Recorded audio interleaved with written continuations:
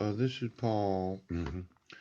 Now, when you go through the union collective bargaining agreements of those employed in schools, yeah, jobs with justice, oh, education fund, collective bargaining.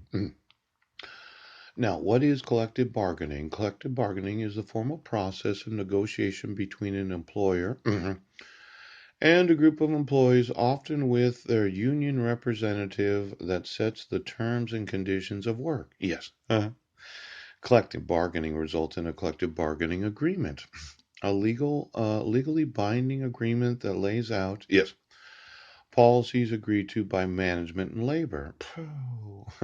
Now, when does collective bargaining occur? Employees and employers engage in collective bargaining to negotiate new contracts and negotiate existing contracts. In 2015 alone, an estimated 5 million men and women are engaged in the collective bargaining process. Yeah. By one measure, more than 21,000 labor management relationships engage in collective bargaining during the year 2014. Yeah. Despite the amount of bargaining that occurs every year, only 7.4% of private sector employees and 39.2% of public sector employees are covered by a contract.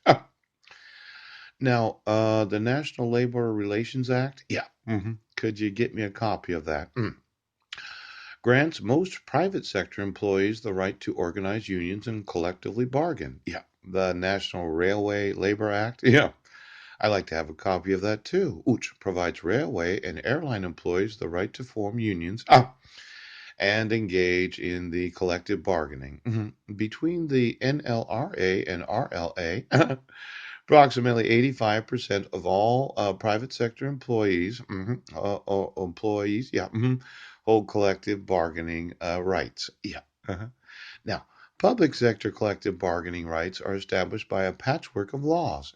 Federal laws offer many federal employees the right to engage in collective bargaining over a limited set of issues, and state laws govern the right of state and local government employees to engage in collective bargaining.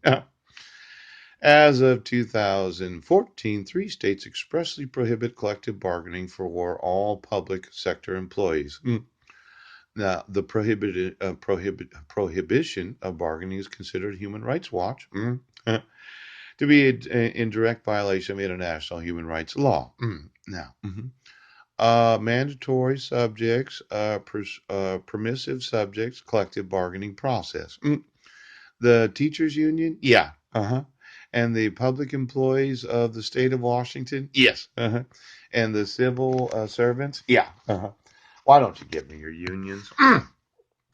Now, I know your unions probably upset the federal employees union. Yeah. But I'm going to need to know every employee of the collective bargaining agreements of the civil servants of the United States. Yes. And in each state. Yeah.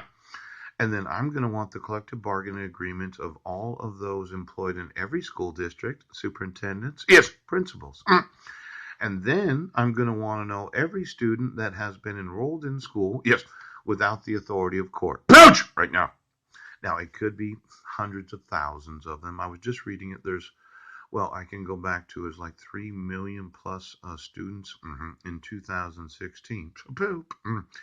And my thought is that if 52% of relationships end up in a divorce, yeah, and of those 52%, there's maybe 25 to 30% that have children, yes, this relocation law is very, very important to the understanding of why it is that school districts do not receive any money. Yeah.